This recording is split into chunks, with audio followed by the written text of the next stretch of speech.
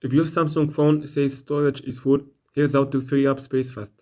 First, open settings, then scroll down until you see device care. Tap on it, and then tap on storage. Here you will see a detailed dashboard about your internal storage. You can start by deleting duplicated files. Press on it and then click on all and click on delete. Also, you can select the large files that you have and delete them. Also, you will see a lot of suggested files that you can remove from old images, archived apps, files that you haven't used recently, and installation files that you have installed. Also, you can clean the recycle bin. Also, you can see your unused apps and uninstall them. And that's it. Subscribe for more Samsung tips.